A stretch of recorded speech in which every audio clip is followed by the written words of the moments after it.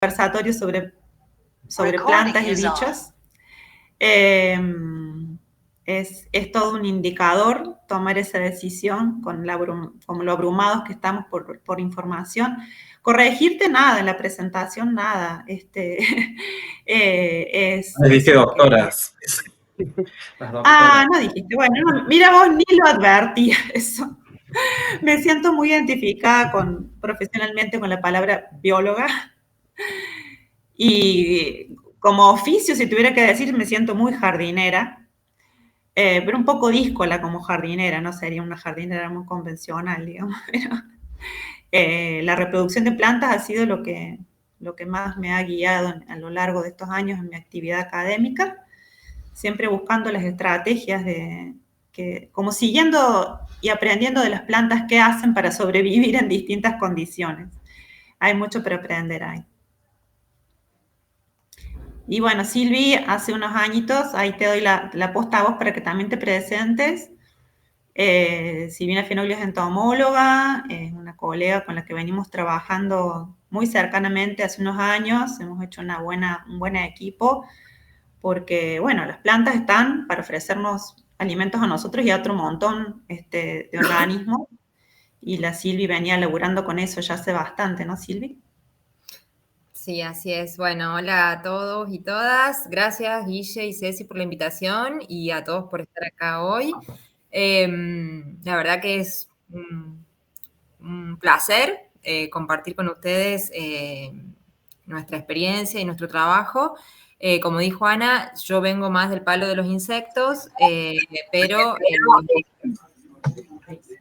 desde hace unos años estamos interactuando con Anita y trabajando más profundamente con el rol de las nativas en espacios urbanos y siempre con la mirada puesta no solo en las plantas, sino también en las interacciones que las plantas establecen con otros grupos de organismos como los insectos, particularmente aquellos que tienen como un rol importante en los ecosistemas, como los polinizadores u otros insectos que se llaman enemigos naturales, que controlan a las plagas o a otros herbívoros que se comen las plantas. Entonces tenemos una mirada un poquito más amplia que se escapa no solo, digamos, a la planta como eje, sino también toda la trama de interacciones que sostienen esas plantas. Bueno. Y ahí en ese instituto en el que trabajan en INVIVO, ¿alguien estudia algo no nativo? Porque es de biología vegetal. Hay temáticas que no tienen que ver con la biología vegetal nativa de esta región. Sí, seguro. Trabaja con especies invasoras, por ejemplo, sí. Pero en tanto problemática en tensión con lo nativo. No es que hay biología vegetal de la soja, o sea, de la... ya entendí tu pregunta. Está. Y un poco sí, porque desde el punto de vista de las interacciones, hay algunos grupos que se han adentrado en estudiar el aporte de los polinizadores en la producción de frutos, de soja. Así que sí, un poco hay eso, pero menos. Te diría que las líneas más fuertes en lo que es no nativo está orientada a ver qué factores me explican el avance de las especies no nativas invasoras. Eso sería, ¿no? Estamos ahí como siempre ahí pulsando, nativo, no nativo, nativo. Y esto que recién poníamos en tensión un ratito antes de que empezara a llegar la gente, esto que damos por sentado, ¿no? Que hablamos de nativo y viene al imaginario algo que no siempre está del todo completo o con los bordes bien definidos, ¿no? Esos conceptos que usamos, decimos nativo, bueno, como de por acá, algo de acá. ¿Qué puede ser nativo? A nivel escala, tiempo y espacio.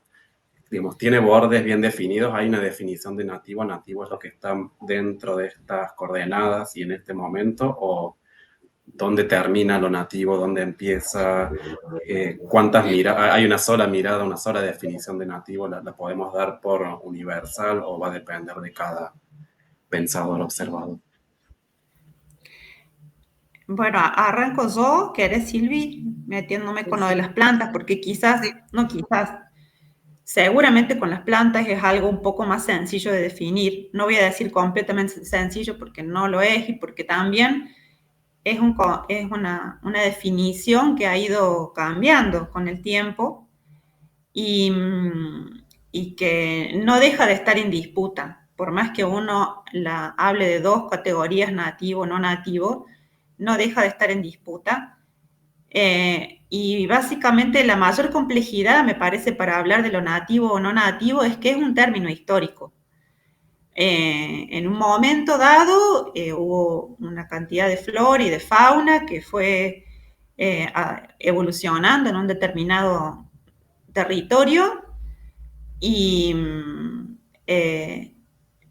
ocurrió, digamos, por los procesos de colonización que sufrieron los territorios nuestros y sufren hasta el día de hoy, una irrupción abrupta de especies que no se habían originado o adaptado durante miles y miles de años a estas tierras.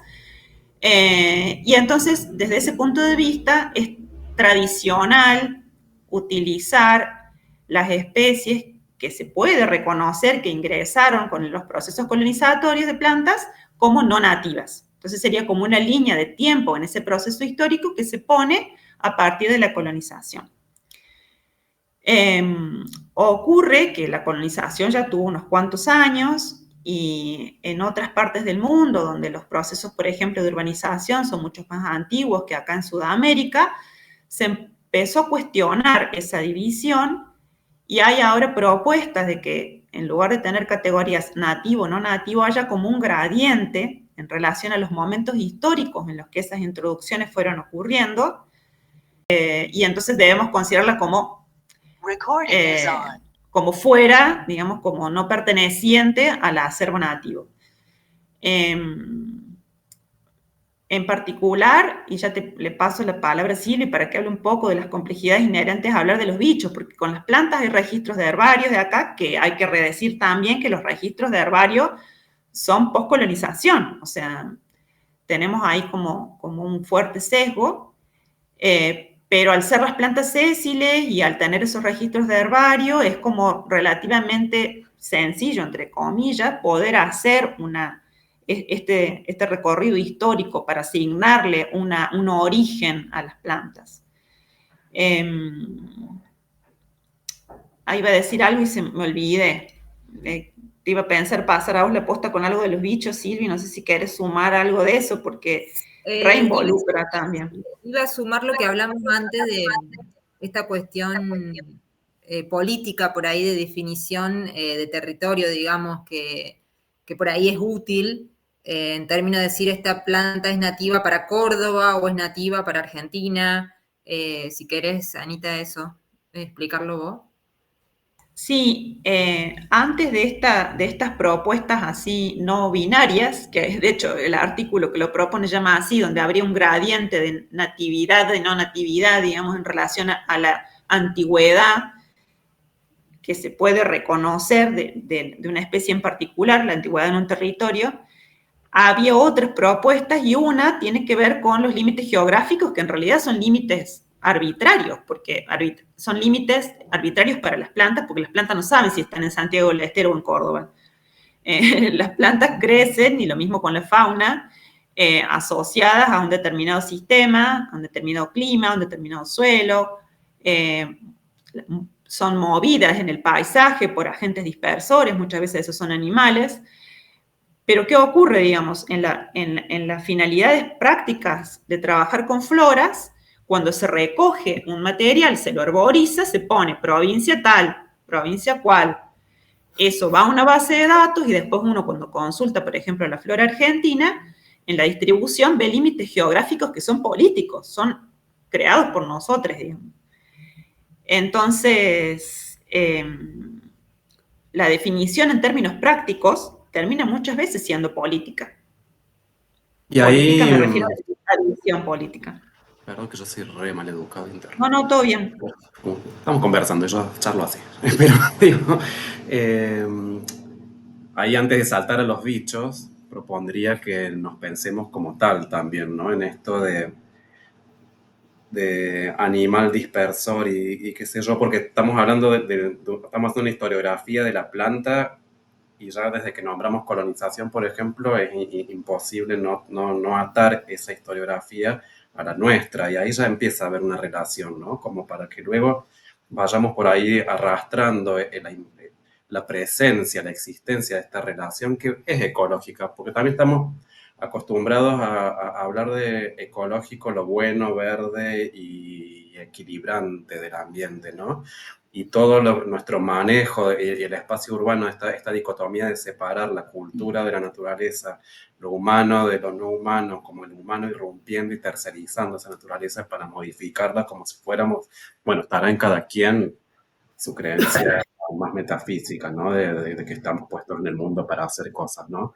Pero luego desde la biología, estoy acertando gente, no habría nada que nos distancie tanto como nosotros nos hemos creído, ¿no? Entonces, la colonia, ¿qué impacto, digamos, cómo podemos empezar a historiografiar esa interrelación ecológica nuestra? Que no, a eso iba, que la ecología no siempre tiene que ser lo que consideramos bueno, sino que nuestros disturbios o perturbaciones del entorno en el que cohabitamos y que ocupamos también son una relación ecológica, que a lo mejor aumenta el caos o lo disminuye, aumenta la probabilidad, la posibilidad de coexistencia con más diversidad o la disminuye, y luego se van desprendiendo todas las valoraciones éticas y morales sobre eso. Pero digo, ¿qué es la ciudad como espacio ocupado por nosotros en relación a la planta nativa, como otro alguien con quien no diría que supimos convivir, no nos hagamos los originarios todos, sino con quienes, sí, en las tierras de origen también se supo coexistir, ¿no? Y qué importancia esto de la colonia. ¿Cuáles son para ustedes? ¿Se estudia la historiografía humana como fuerza ecológica que en su coexistencia con otros los va modulando también, como las plantas nos modulan a nosotros, sino que es el trigo también, ¿no? Entonces, esa sería como la pregunta muy divagada y dispersa, pero condensada en eso, como se piensa el humano como una relación ecológica con esos otros no humanos en Sí, la modulación ecológica de su presencia en el espacio urbano, por ejemplo, para entrar al espacio de estudio de ustedes. sí, sí. Anita, ¿querés hablar vos o arranco yo? Como quieras, Silvi, habla vos, porque viste que si no yo me liro y termino hablando, ya vimos en las estadísticas que soy la que más meto en la cuchara, así que...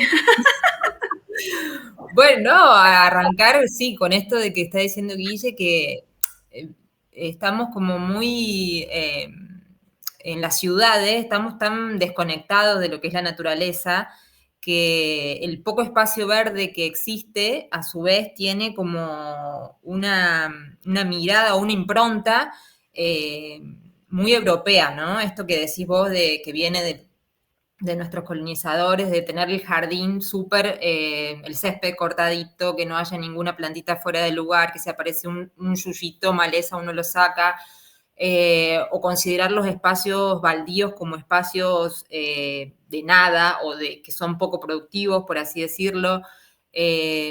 Paisajísticamente es como que no son bien vistos.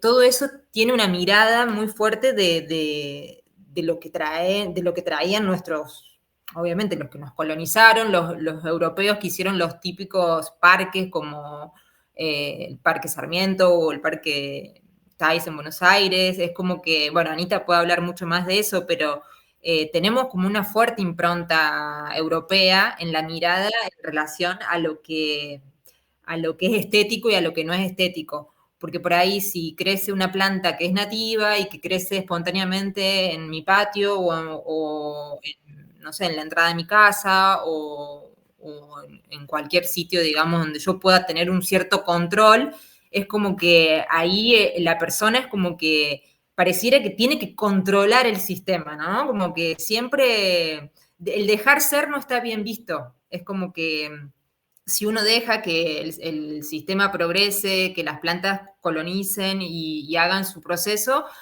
muchas veces estéticamente todavía no tenemos ese chip en la cabeza de que eso puede tener beneficios, no solo Y ahí, estéticos, sí, para muchos otros organismos, ¿no? No lo estoy viendo solo con la mirada antropocentrista, sino también con abrir el juego a que esas plantas están brindando alimento, refugio, para insectos, para aves, para pequeños mamíferos, para otro mundo de animales que están, animales y, bueno, y plantas que conviven, ¿no?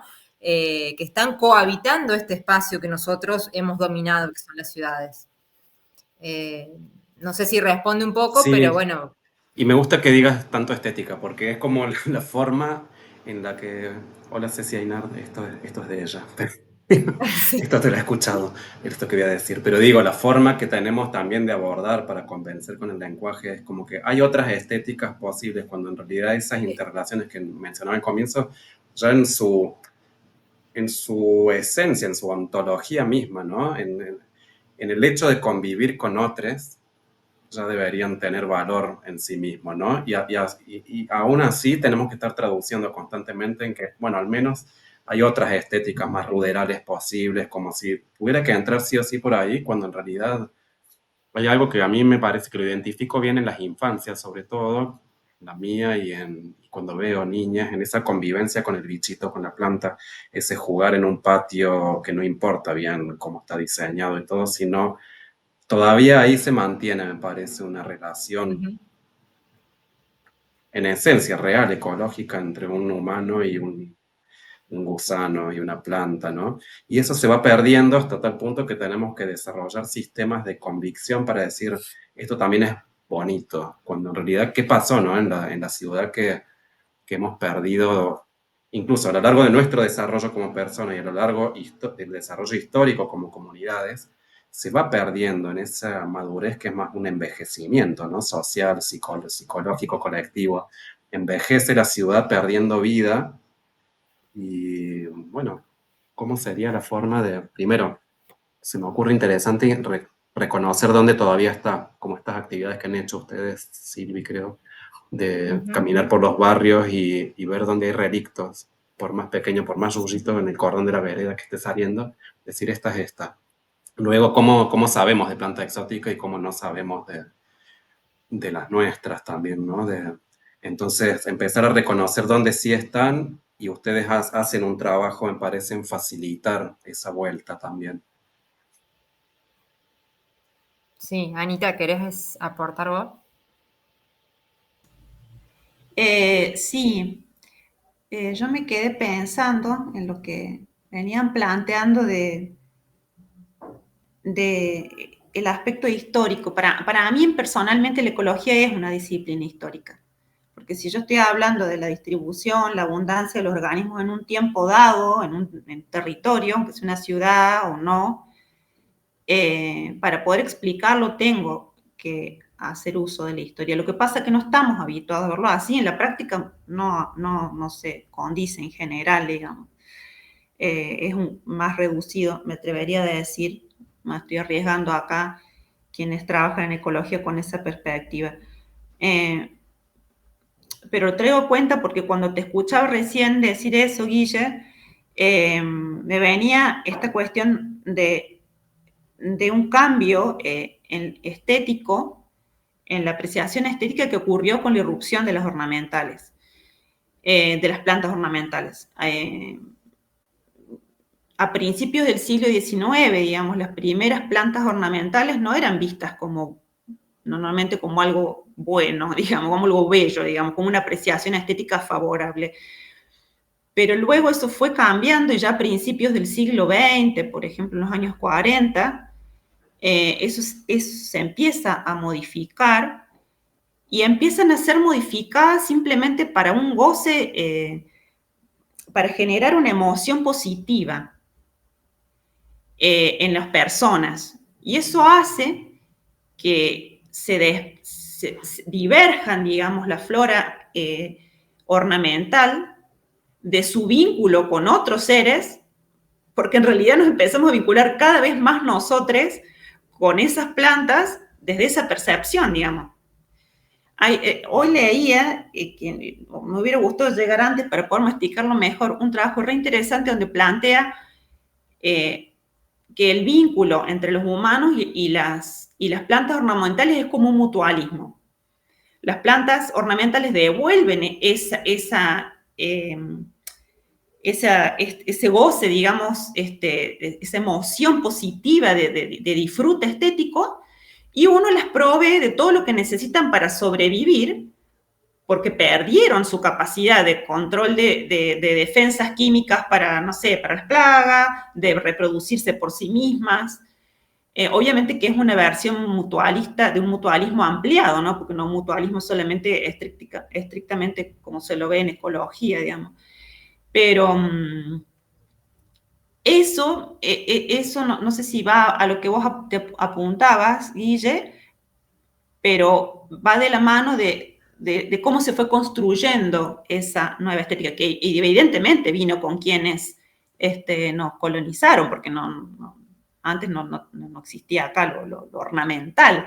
Si bien eso también es discutible, porque la planta como ornamentos se usaban desde el Neolítico en adelante, digamos, hay tumbas no sé, de 12.000 años de antigüedad o más, donde los muertos eran enterrados con toda una corona de flores alrededor. Eso era un uso ornamental. Si ya se estaban manejando o no esas plantas, a veces se sabe, a veces no, digamos, pero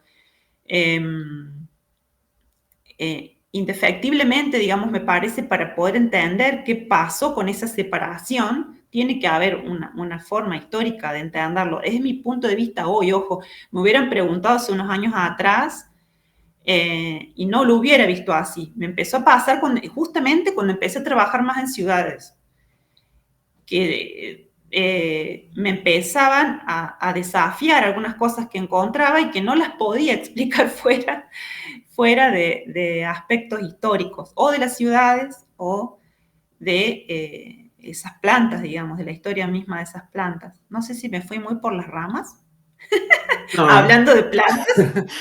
vos decís que yo apuntaba algo, no, peor yo todavía, pero apuntaba algo. Quise apuntando. Sí, pensaba eso y me parece que hay un quiebre y ahí tocaste algo, ¿no? Como que puede ser la modernidad, o, digamos, yo lo llamaría ya a esta altura el capitalismo directamente tardío en su peor decadencia, pero, digamos, ¿de dónde surge todo esto? Cuando vos empezaste a hablar, parecía que estuvieras describiendo un bichito en el humano que va y visita la planta, ¿no? Como la flor que atrae por su cualidad de, llamémosle, no sé, desprender neurotransmisores que nos vienen bien, así, ¿no? Biológica, químicamente, yéndonos al positivismo más asqueroso, pero digamos, una flor que atrae porque recompensa, ¿no? Podríamos ser, hay algo en nosotros parecido a lo que tiene la abeja que la visita, lo que tiene la mariposa que la visita, ¿no? Tiene que haber habido en algún punto, me parece, una exacerbación de algo que nos descarriló totalmente, que para mí tiene que ver con la industrialización de la gestión del deseo también, ¿no? Que vos me estás hablando de una atracción que a vos te satisface. Eso no tiene nada de malo. ¿Cuántas cosas nos atraen y nos satisfacen de alguna forma y nos retribuimos mutuamente? ¿Dónde está la exacerbación, ¿no? Industrializada, mercantilizada, llamémosla como sea, que aprende que ahí pasa algo y lo empieza a gestionar con un fin de lucro, que ya no es solamente el goce y la satisfacción de un deseo, sino la gestión de los deseos. Y me parece Totalmente. que tiene que ver con las alegrías compensatorias también de cumplir con mandatos de qué es lo que divierte, hace bien, entretiene, es lindo, bello, y lo que es feo, aburre, etc. Y cuántas cosas feas, aburridas, son mucho más profundas tal vez que el jijiji, jajaja, jojojo de una jarana más producida, ¿no? Como industrialmente. Entonces, me parece que en la gestión de ese deseo de la planta que atrae, salen estos, con perdón de quien tengan estos perritos, ¿cómo se llaman esos perros que son como un chanchito, que sobreviven desde que nacen como pueden? Francés, bulldog francés. Bulldog Espero que, francés. espero que nadie tenga un perro de esos acá, y sino que sea la última vez que compran ese perro, porque está sufriendo y sobreviviendo desde que ve la luz del día. Y digo, en la planta también hay mamá que, por ejemplo, le invadí, desde que empezamos con Sotobosque, a mis padres, le invadí, valga la ironía, de nativas el jardín, entonces cada vez que me ve llegar con una lantana, lo que sea, salta en defensa de sus hortensias y que mis plantas le matan las suyas, ¿no? Se trepan sobre sus rosales y se los mata. Entonces estamos ahí como aprendiendo juntos a ver la convivencia de cómo está humanizado y moralizado el vínculo, ¿no? De que algo que se te trepa, mira cómo apunto a Ani que me voy para cualquier cosa, pero algo que se te trepa termina asfixiando, compitiendo, perjudicando a ese otro, cuando en realidad, o sea, cuando empezás a acompañar a la planta desde su germinación en adelante, ves cómo están haciendo ambas de las suyas, ¿no? Y algo así, volviendo a lo anterior, es cómo el humano puede visitar la planta, puede interactuar con ella, la puede dispersar. ¿Qué pasó? Que aparecieron estos caniches o bulldog francés de golpe y estamos cuidando la monstera con hormonas, pichicata, lustrador de hoja, no sé qué. Me parece que ahí hay algo de una invasión no solamente botánica, sino también de la gestión de nuestros deseos, y por eso con la Ceci nos gusta tanto el modelo de la planta nativa como forma de empezar a prestar atención, una forma práctica de esto que todo el tiempo estamos despotricando, ¿no? Que el sistema, el capitalismo, qué sé yo, bueno, ¿en qué ponemos el cuerpo, la mirada, la escucha todo el día? Me parece que la planta nativa, en tanto recuperando territorio, es un ser que significa mucho y que a su vez nos pone a prestarle atención a un proceso realmente situado en el hoy, en el acá, aquí, ahora, ¿no? De una planta que está germinando, que estamos acompañando y con el valor que tiene de llevarla a poder coexistir con otras. Como prestar atención a eso, cuando dejamos de ser la abejita que visitaba la flor porque nos satisfacía y pasamos a ser la máquina repetidora de alegrías compensatorias de poner caniches y Sí, bulldogs por todos lados. pero hay algo ahí también como una pulsión de control. Yo cuando te escuchaba decir el ejemplo que dabas de tu mamá con la planta que se trepa y que te está como yendo fuera de las manos, inmediatamente me vinieron también, eso mismo pasa con los insectos y vos ahí, Silvia, vas a poder apoyar todo, ¿no? Que digo, pero es como que si viene una mariposita y se pone una flor, está todo bien, pero si se me llena de pulgones, no, está todo mal, digamos, algo tengo que hacer, ¿no? Sí, tal cual. Bueno, y el ejemplo de la mariposa es perfecto porque los estados inmaduros, es decir, las orugas, son las que, por ejemplo, en el caso de la pasionaria, tenemos una pasionaria que es una nativa hermosa y las orugas de la mariposa de los espejitos se alimenta de esa planta. Entonces, empezamos a ver la pasionaria comida y nos desesperamos y la gente empieza a preguntar, ¿y qué hago? ¿Y qué le pongo? ¿Y con qué le echo? ¿Qué hago? Y no, y a veces no hace falta echarle nada, es parte del ciclo, por ahí ver si son muchos las orugas que están sobre la planta, o sea, hay una diferencia entre lo que es plaga y lo que no es plaga. O sea, la plaga se define como algo que me está ocasionando un daño y que generalmente se utiliza el concepto en lo que es agricultura, ¿no? Un daño económico en términos de la pérdida de cultivo o de masa vegetal que uno esté produciendo.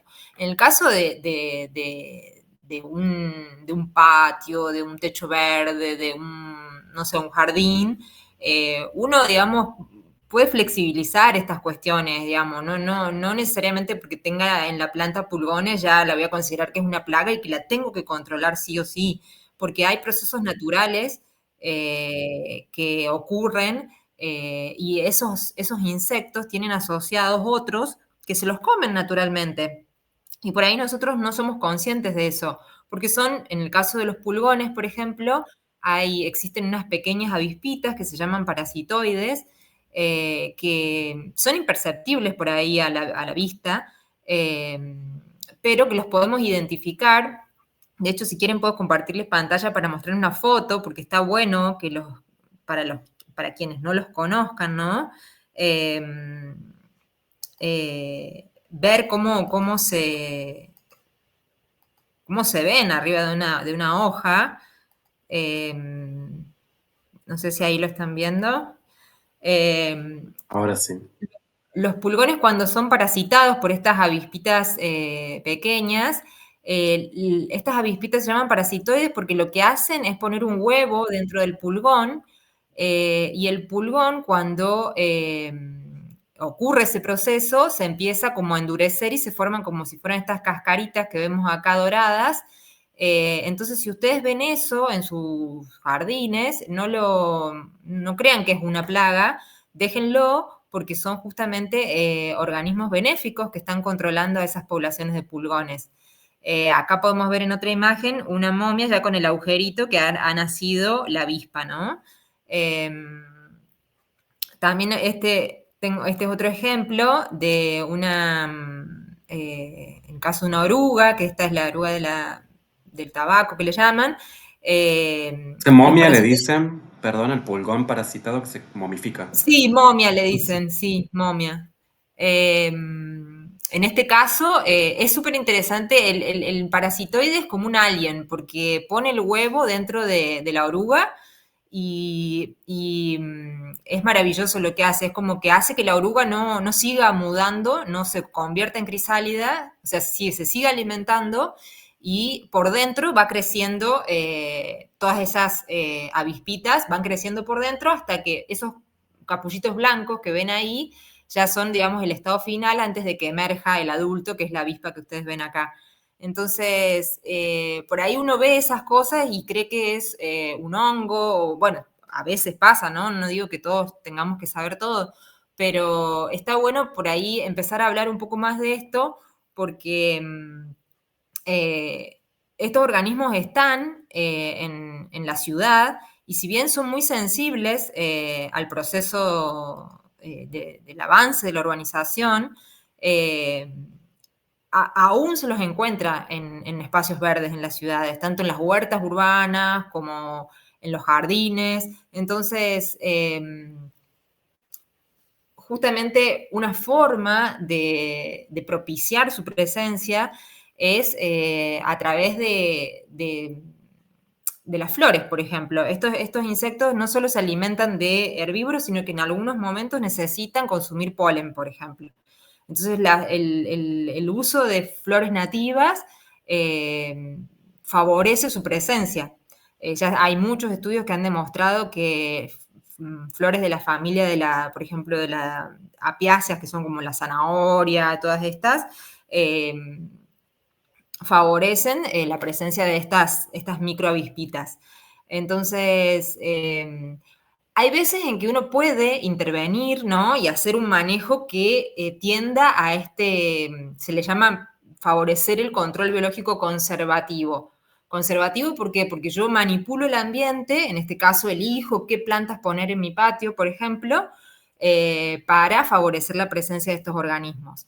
Hay otras veces en que uno deja que, como decía Anita recién, como dejar de controlar un poco y que esto suceda naturalmente, porque hay otras plantas que por ahí las consideramos malezas, llamadas así porque en sistemas agrícolas compiten con las plantas de interés que se están cultivando, pero en nuestra casa por ahí no son problemáticas. Por ejemplo, el diente de león.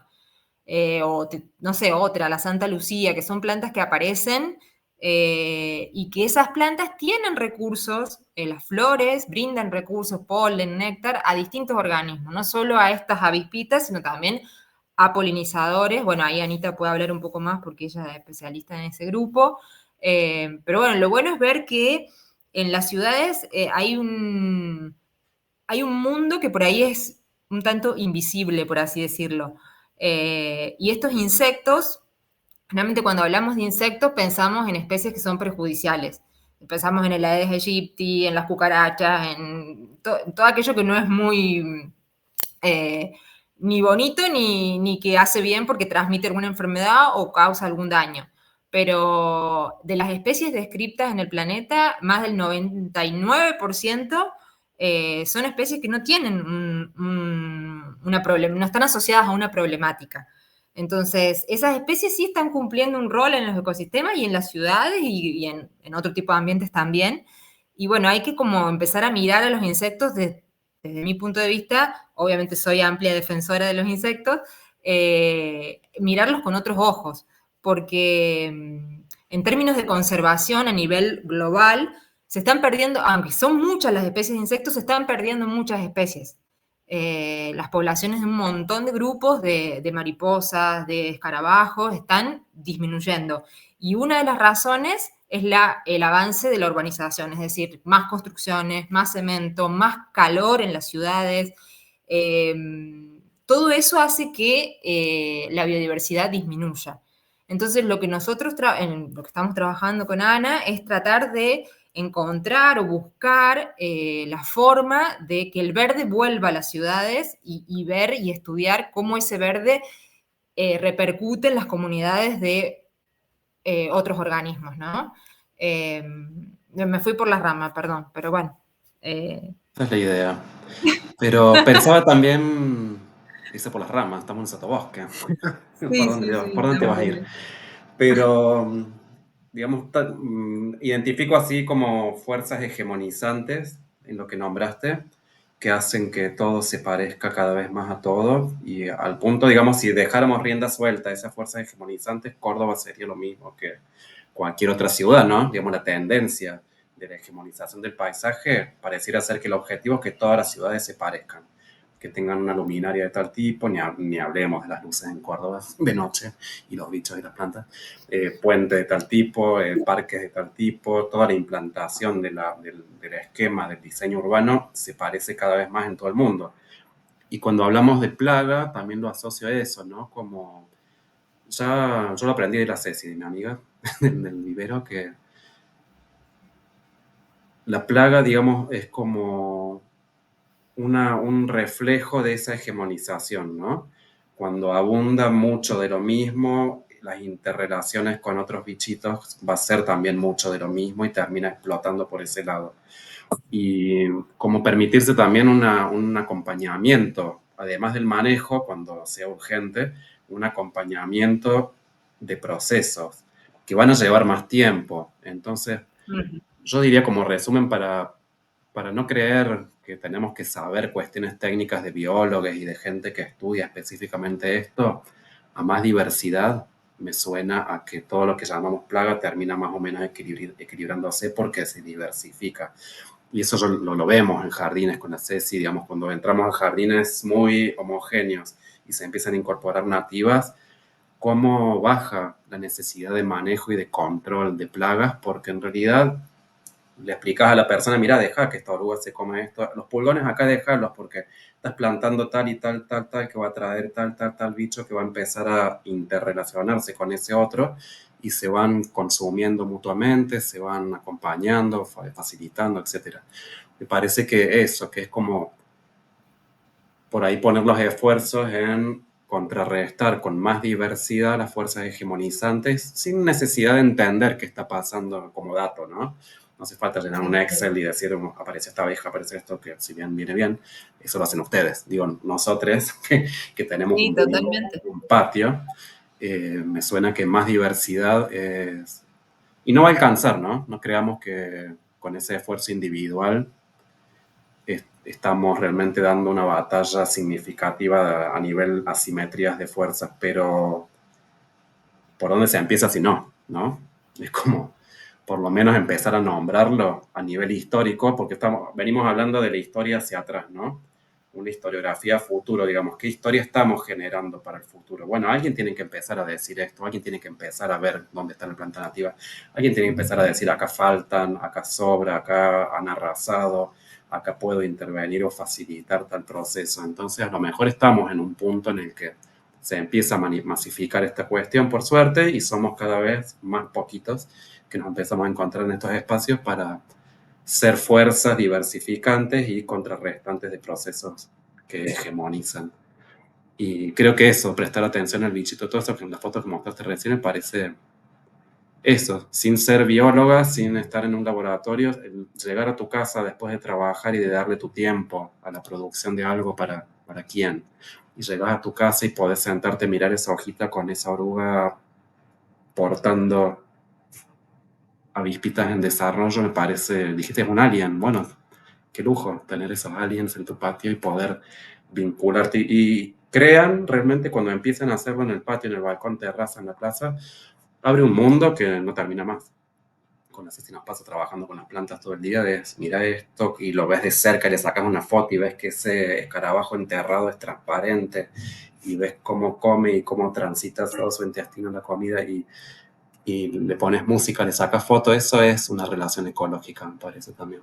Permitirnosla diversificando y dando lucha a la hegemonía, a las fuerzas hegemonizantes con un gesto que es este, ¿no? A ver a dónde va después. Porque no porque sea un gesto mínimo hoy en día, no tiene peso. Es a dónde va luego. Le demos 500 años más, ¿no? No venimos de 500 años de otra cosa. Bueno, le demos 500 años a esto que arranca de esta forma hoy. ¿Qué pasa? Y no interrumpa más, güey. Pueden, sí, pueden, perdón, acá están pidiendo hablar. Sí, perdón, Guille, vi varias preguntas ahí, o algo, me parece que vi 2 en el chat, o 3, no sé. Sí, Noemí, la Momo, yo también creo que tiene que ver con el control y la sobrevaloración de lo exótico, como que es mejor en todo sentido, ni hablar, bueno, lo que nos pasa incluso. Si tomamos como relación ecológica el comercio también, ¿no? Lo exótico, cómo se mira en relación a lo local. Control y satisfacción del deseo, de que crezca algo que no es de acá. Mm. Y no sé, acá hay una manito levantada. Por supuesto, lo dijimos al comienzo y pueden ir participando, levantando mano y hablando. Abran su micrófono. No sé quién levantó la manito que no puedo ver. Oh, hola. Hola. Valen Bru. Valen Bru, ahí Sí, la vi. hola. Recién dijeron en esto de, bueno, está ir revinculando y haciendo esta restauración, el tema de que al dejar proliferar lo nativo, digamos, en los patios también baja la necesidad de meter manos bajo un control. Y bueno, y cómo llevar esto a las ciudades, como, bueno, la técnica para reintroducir lo verde nativo.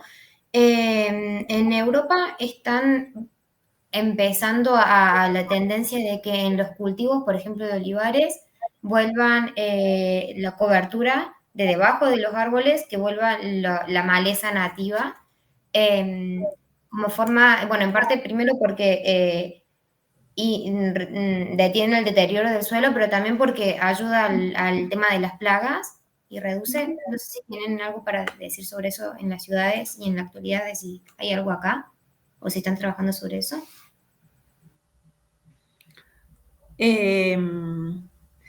Conozco ese ejemplo hace poco que estuve como más escuchando, leyendo información sobre este ejemplo que estás dando de los olivares.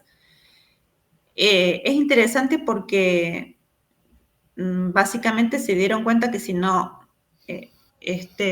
recuperaban la cubierta herbácea debajo de los olivares, incrementaban los problemas de erosión hídrica, porque generalmente están cultivados en zonas con pendiente. Y desde el punto de vista de la ecología de semillas, lo que comentaba el otro día, justamente participé de una charla en la que contaban esto, están manejando el input de esas herbáceas que son anuales y crecen en el momento en el que necesitan cobertura y después se secan para no competir con los olivares, pero los tienen que resembrar todos los años, o sea, no se está logrando todavía restaurar completamente ese sistema tal como fue en algún momento, porque esa cobertura herbácea desapareció por las fumigaciones, básicamente. Y recién ahora están como comenzando a reconvertir la producción de los olivos sin necesidad de fumigar tanto para poder permitir, pues si seguís fumigando, por más que resiembres lo nativo abajo, vas a volver a hacer control de las herbáceas. Un ejemplo de esas características ahora a mí acá no me viene. Nosotros en realidad lo que estamos trabajando con algo como más límite, si se quiere, es con reverdecer el cemento. Sería como eso, digamos, en lo que venimos trabajando, en generar, pensar, digamos, la superficie construida de las ciudades como potenciales hábitats para plantas y para toda la fauna social.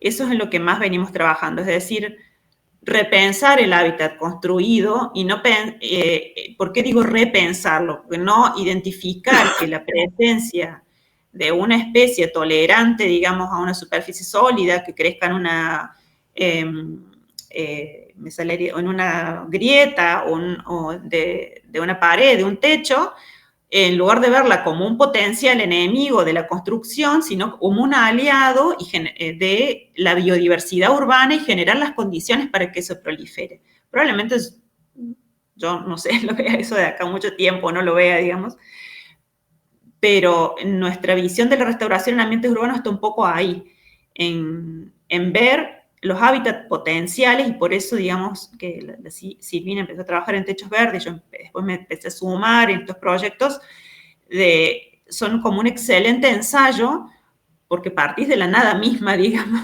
y la superficie, la sumatoria de la superficie de techo en las ciudades es altísima, además de otras superficies impermeabilizadas. El gran problema de las ciudades es las superficies impermeables, no solamente para la biodiversidad, sino para las inundaciones urbanas, para una serie de complicaciones que eso trae acarreado. Personalmente yo no conozco un ejemplo semejante a lo que estamos planteando para lo del olivo, que es algo muy singular porque es un cultivo perenne, muy longevo, además, con una dinámica de herbáceas abajo que están comenzando a manejar y que hasta donde sé están teniendo que resembrar, o sea, tienen que cosecharlas y volverlas a resembrar porque si no, no logran reiniciar ese sistema de herbáceas debajo. Perdón, Anita, yo, si terminaste, Sí, quería... sí, suma, porfa. Sí, el ejemplo de los olivares, bueno, acá se está empezando en sistemas agrícolas, ¿no? A trabajar con cultivo de cobertura, que yo no he trabajado, no tengo mucha idea, pero gente de mi laboratorio están empezando a hacer cuestiones, plantear ensayos con eso y el efecto en la biodiversidad. Pero en las ciudades lo que se me viene a la mente, que aquí no lo estamos practicando, pero sí en varias ciudades de Europa, en Alemania sobre todo y en Estados Unidos, es que se celebra, justamente hay un día en mayo que se llama en inglés, ¿no? No Mowing Day, que implica, digamos, no cortar el pasto. O sea, es un día o un mes, no me acuerdo, depende de las ciudades. Es un manejo que se hace de los espacios verdes donde se reduce la frecuencia de corte de pasto, ¿sí? Y eso se ha visto que tiene muchos beneficios porque favorece a la biodiversidad vegetal, es decir, aparecen nuevas especies, y eso trae aparejado también mayor biodiversidad de insectos, de distintos grupos, o sea, polinizadores, herbívoros. Hay estudios científicos hechos en ese sentido, y es una práctica de manejo que no sé si es no es exactamente lo mismo que lo de los olivares, pero tiene que ver justamente con manejar el espacio verde. Y acá en Córdoba en particular lo que uno ve es que eso no hay forma, o sea, no hay, o sea, crece un poquito así en espacios verdes públicos, me refiero, ¿no? Y ya están cortando el césped. Tenemos una asociación muy fuerte con el tema de lo que les decía antes, de que si el césped o el pasto está alto o aparecen otras plantas, ya da idea de desprolijo, de sucio, de feo, o de que hay más mosquitos, cualquiera sea el mosquito, ¿no? Porque también esas generalizaciones no están buenas, porque no todos los mosquitos están cuando los yuyos son más altos. Entonces, no sé, se me viene eso a la mente en relación a tu pregunta, Valen. Yo ahí les haría la invitación a... Ay, él se mete siempre, pero perdón, Valen, ahí me salgo de vuelta. No, pero eso que acabas de decir, Silvia, se ve muy plasmado acá en Córdoba. Hay mucho control en contra, ¿no? De esto que dijiste de la nativa, como incluso gestionado por el Estado, la municipalidad, cómo te persigue y castiga si dejas que crezca. Y en veredas he estado probando el dejar, ¿vieron las cazuelas cuadraditas que son mini desiertos? Que está el siempre verde, todo así como raquítico, y abajo un mini desierto de tierra súper compactada donde no crece nada. Hice una sucesión, empezando por gramíneas nativas, para ver, ellas pobres viven donde sea, y cómo empiezan a mejorar. O sea, no hubo manejo de ese suelo, ¿no? Esa jardinería que viene el jardinero y clava la pala y rompe todo y mata el micelio, la lombriz, todo. Bueno, no se permitió tocar nada. Cómo la gramínea nativa empieza a subir nutrientes, a oscurecer esa tierra, a airearla, a retener humedad, sus propias hojitas, cómo generan un mantillo en un año. Yo probé con 3, 4 casualitas ahí cerca de esta Córdoba, a mis viejos, y tengo unas jarabas altas como de 1 metro y empiezan a salir espontáneamente, y algunas plantadas también, pero como empiezan a convivir un montón de plantas nativas en ese pequeño cuadradito, y la gente que pasa, las vecinas son mis fans ahora, como por la cantidad de mariposas, bichitos y cosas que realmente ellas pasan pasando el perro, y es una detención obligada ya en esa cuadra, frenar a ver qué está pasando en esas cazuelas de 1 metro por 1 metro, ¿no? En esto que decían recién de reverdecer el asfalto, como no escatimarle a nada, porque cualquier pedacito que uno reverdece nativamente hablando de esta forma, primero que es contagioso, segundo que son pequeñas fuentes de propagación.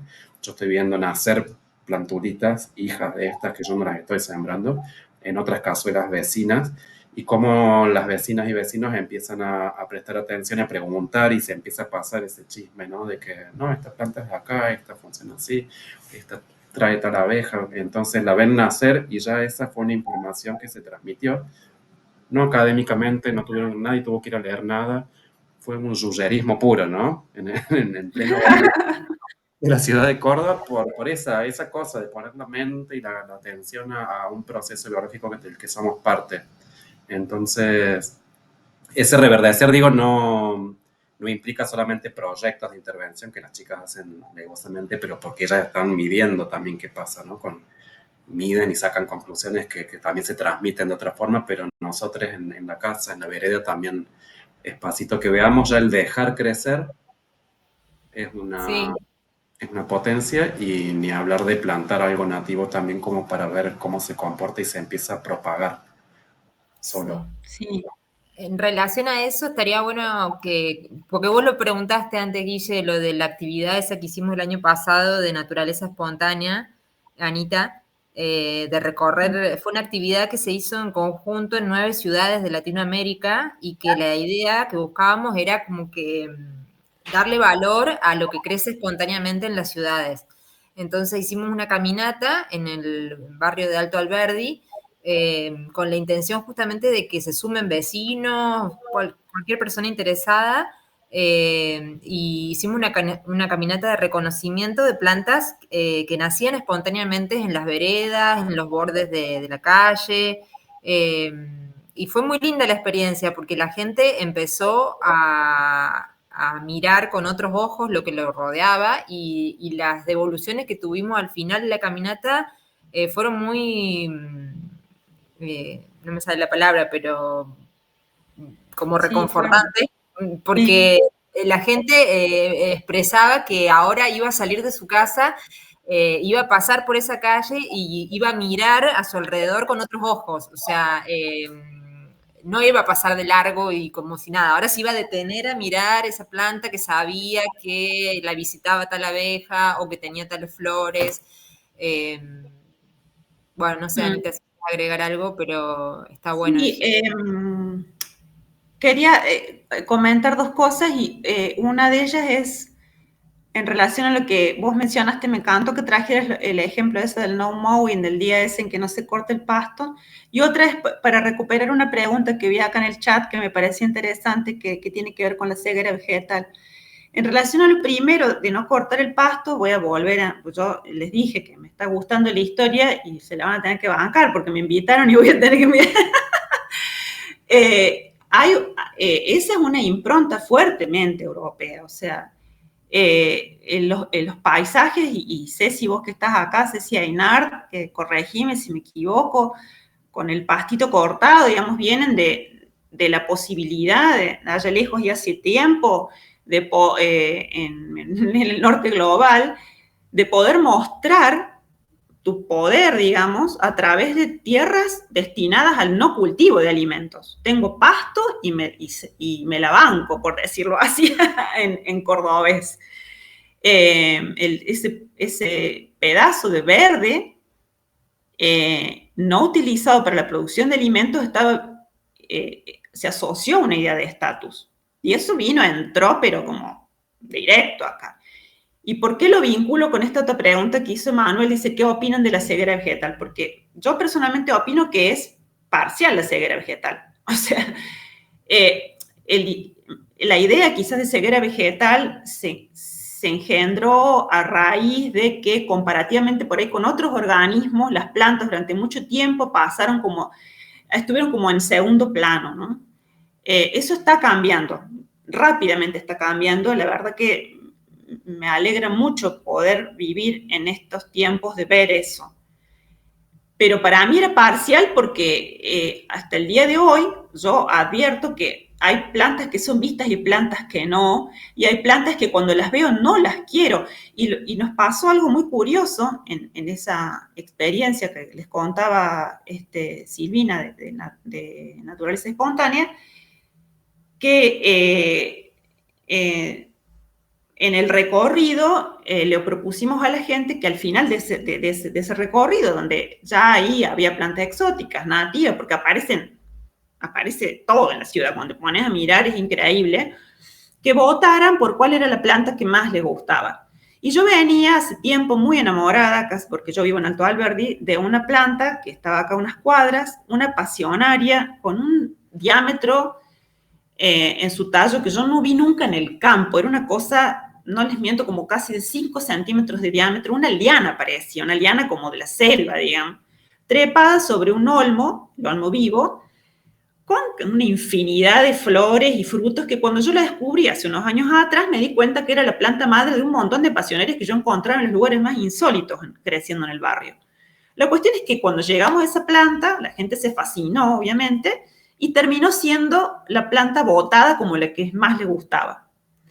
En el momento que eso ocurre y que estábamos con estas personas recorriendo el barrio, sale la dueña de casa, esto está en la vereda, ¿verdad? En la esquina estaba, como diciendo, oh, esa planta, ya la ves acá porque estaba acá, antes no estaba, y yo cuando me fui de viaje y volví ya estaba. No, le digo, mira, esta planta probablemente esté hace mucho tiempo, le digo, porque mira el tallo, pero quédate tranquila que no estamos acá ni cuestionando, ni criticando. Su temor, por un momento, fue que fuéramos del municipio y le estuviéramos por exigir, recórdame, Silvi, si me estoy equivocando en eso, le estuviéramos por exigir que limpiara eso.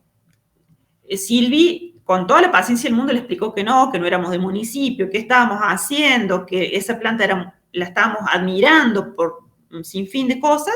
Bueno, esta persona entró a su casa, pasaron unas semanas, yo vuelvo a pasar por la esquina y la habían destruido completamente. O sea, se tomaron el trabajo de que no tenga ni la más mínima posibilidad de rebrotar. Una planta de años. Eso no es la primera vez que me ocurre trabajando en la ciudad, pero me lleva a plantear, o sea, primero, ¿qué hicimos para no tener la capacidad de transmitir lo que estábamos haciendo y qué esa planta nos estaba mostrando? Y después, que claramente fue el manifiesto de esta planta estaba ahí sin que nadie o sea, no fue el árbol plantado en la vereda, salió sola. Y entonces yo por las dudas la saco. No vaya a ser que ellas no son de la municipalidad, pero venga alguien de la municipalidad. No sé, no me logro. Estoy especulando claramente, digamos. Pero entonces, volviendo a lo de la ceguera, es parcial. O sea, yo puedo ver el árbol de la cazuela que corresponde que esté ahí, pero no los yuyitos que me salgan debajo, por ejemplo. No sé si Emanuel responde a tu pregunta. Es una visión distinta del concepto que en general se trabaja de ceguera vegetal.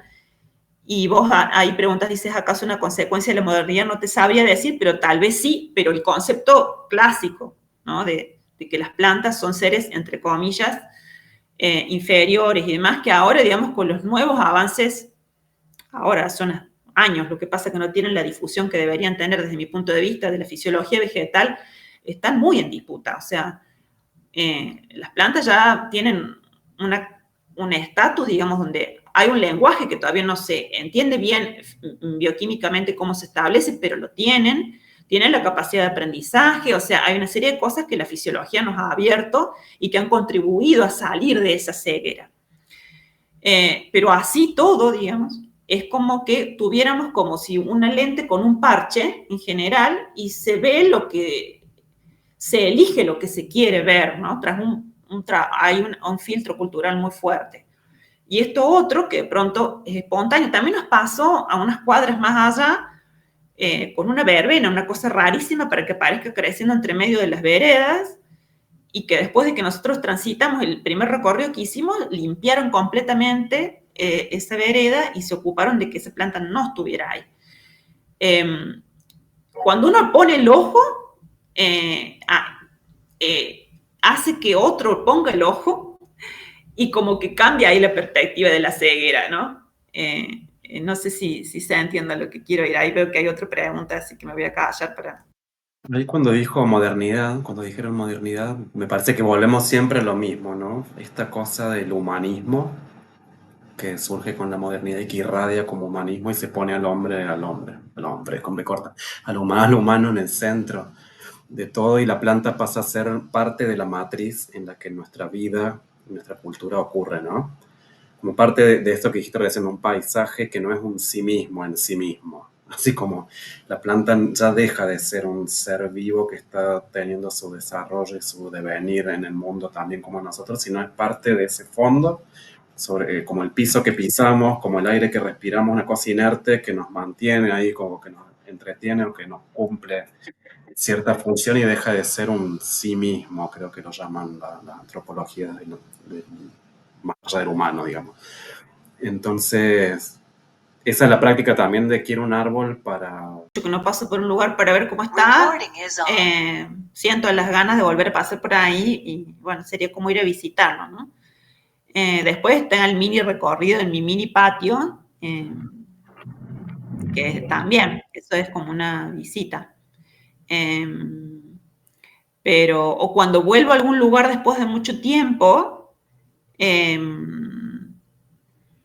me pasa que me vinculo yo, no sé cómo se me ve con las plantas, entonces me recuerda de decir, estará el árbol que vi tal o la planta cual en tal lado. Es como que lo primero que me viene, más que decir voy a ir a la casa cual o tal, o en la planta. Sí, a mí pero bueno, me pasó siempre eso desde pequeña, la verdad, es como que yo me acuerdo cuando nos mudamos, yo, que era muy chica, de barrio, tuvimos que dejar algunas plantas ahí porque no me podía traer. Y fue para mí, o sea, durísimo. Yo sabía que era el fin, no las iba a volver a ver nunca más. Y fue un duelo, para mí fue un duelo. Me enojé mucho con mi madre, me acuerdo, pobre. Y eso pasa cuando te venís de Europa en un barco, debe ser, ¿no? Debe ser. Te traes el pinito. Sí. Y acá estamos. Pero es esa también, ¿no? Porque ese vínculo es casi personal. Entonces, ¿cómo voy a dejar mi planta acá si yo me estoy yendo? ¿Cómo se mezcla? Mira qué hermoso este mensaje de María Alejandra y también de Romina. Dice que le hizo recordar a la pandemia, como no podíamos entrar a la reserva, la bordeaba para saludar a los algarrobos. Extrañé siempre las plantitas que dejo, dice Romina. Bueno, gracias, chicas, me siento muy acompañada. A mí me pasa con unos manzanitos de campo que gente se llevó del vivero y sé dónde están, sé dónde viven. Psicópata, sé dónde viven. Y me imagino que me ven atrás de la cortina, voy ahí vino de vuelta. Y paso guarda con el control ahí, guarda los viveristas ahí. Y como sé que es lento el manzano en crecer y siempre digo, espero que no se hayan cansado y lo hayan sacado y hayan puesto un fresno. Entonces siempre voy así como con los ojos entrecerrados y abro cuando estoy al lado de la cazuela y lo veo ahí y cada vez más grande. Entonces es como si visitar esa casi persona que es esa planta. Y me imagino que la Silvi con los techos, con sus implantes, con esa facilitación que haces vos, te debe dar muchas ganas de pasar cerca, verlo, qué está pasando en torno. Sí. Bueno, a mí lo que me pasa, en particular lo que yo hago siempre en mi patio, salgo y me detengo, pero siempre trato de quedarme mirando a ver qué bicho aparece. O sea, es como que estoy muy sesgada, es como que miro las flores a ver si aparece una mariposa, una mosca o lo que sea, y tengo la cámara siempre en mano porque me encanta sacar fotos. Así que... Y cuando recorro el barrio, que hay varios espacios verdes acá en mi barrio, también es como que cuando cortan el césped, por ejemplo, me acuerdo el año pasado había un sector del barrio que es como una avenida, una avenida y que tiene como un bulevar, que tiene como un espacio verde en medio, y estaba lleno de de la amarillita, ¿cómo es? La oxalis, ¿cómo es el nombre vulgar, Anita? Ay, se me fue. El trébol. El vinagrillo. Vinagrillo le dicen también. Vinagrillo, esa. Estaba lleno, era precioso la vista de eso, era pero hermoso. A los 2 días pasó, habían arrasado cortando el césped con todo. Me dio tanta bronca y justo había un posteo en Twitter de la Municipalidad de Córdoba haciéndose gala de que estaba limpiando los espacios verdes. Y yo ese día tenía tanta bronca que le respondí. Obviamente nadie hizo caso a mi comentario, pero sí me fijo o sí me gusta conectar con lo que nace espontáneamente en el barrio, lo disfruto mucho. Cuando saco a pasear a mi perro siempre hago caminatas y me detengo a observar esa flora espontánea que sale de cualquier lugar, porque eso es lo loco. Por ahí es una rendija, una baldosa y tenés palam palam o bueno, cualquier planta que no sé cómo hace para sobrevivir en esas circunstancias, pero son maravillosas. Está bueno que no es una planta puesta para algo. Ahí como dice Valen en el chat también, cuando traes una planta nueva y querés volver rápido a tu casa para estar con ella, ese vínculo es genuino, no es una planta sierva, esclava que fue puesta a servirnos, sino es una amiga que querés volver a ver. Sí. Está la Ceci ahí, Y con los techos, termino la idea nomás, Sí. con los techos, como nosotros tuvimos un proyecto que trabajamos con techos que la gente ya tiene construidos en sus casas y después tuvimos otro proyecto donde nosotros hicimos unos techos verdes experimentales. Yo tengo uno acá en mi casa, arriba del techo, y sí, cada tanto subo a ver cómo está, qué plantas hay, cómo va evolucionando, cómo va cambiando, si está seco. Yo no lo manejo para nada, dejo que sea. Y hace poco, en el verano, bueno, cuando hacía calor subí y estaba todo verde y había muchas de las que nosotras, varias, no muchas, pero varias de las plantas nativas que nosotros habíamos puesto que todavía el día de hoy, después de varios años, se habían resembrado. Así que, bueno, está bueno. Ahí estoy viendo otros mensajes. María Alejandra Basile dice, me siento reconfortada, cuánto sufro con esas limpiezas, entre comillas. En el balneario destruyeron mucho malvavisco, lleno de mariposas Vanessa. Con la Ceci Marco le decimos Vanessa Robledo. Tenemos nuestra taxonomía propia, esa mariposa se llama Vanessa Robledo. Listo. Claro que es silvestre, o sea, yuyo. Sí, ni hablar de reivindicar el yuyo como mala palabra dada vuelta ahora, ¿no? Y Beatriz, es hermoso recorrer el jardín y descubrir algún bichito, como dijo Momo más arriba también. Es un recorrido también. Pasar por terrenos baldíos y ver la resiliencia de alguna de ellas. Sí, de acuerdo. Hay una manito levantada. Cecilia Hinal. Yepe, ay, qué contenta que estoy con esta charla. ¿Estás afuera, Ceci? Qué frío. ¿Cómo va? Ay, está frío, acá está muy frío. Yo estoy en Sierras Chicas, pero del otro lado, en Punilla. Punilla. Y bueno, nada, me van resonando, por supuesto, un montón de las cosas que van diciendo, y eso de la ecología desde la afectividad me parece que es como clave también, ¿no?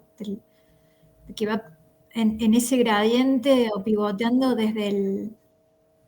Hola, May. Desde el placer y el maravillamiento, que para mí es una palabra como clave en este descubrir, que tiene que ver con poder detenerse y que aunque a veces alguien te acompaña a ver cosas que antes no veías, y el miedo o el horror o al qué dirán, ¿no? Y ese caso que contabas, Anita, de la pasionaria, también como me lleva a pensar la disociación que tenemos como árbol es una cosa, enredadera es otra cosa y debe vivir en otro lugar, la enredadera no se puede prepara el árbol si está en una ciudad. Control. De conceptos tan, todo como sectorizado o las cuestiones sumamente disociadas, tal cual, así, todo bien cuadradito y cada cosita en su lugar. Y quería preguntarles, por ahí me voy para otra rama, pero tiene que ver también con esto del acompañar a descubrir y a ayudar a ver.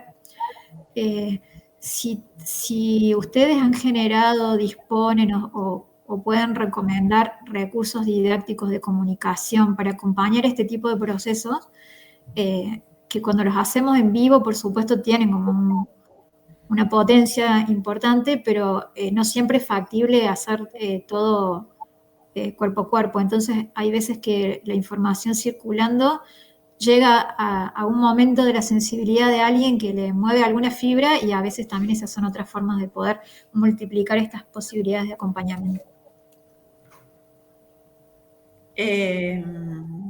¿Ya está? ¿Eso era tu pregunta, Ceci?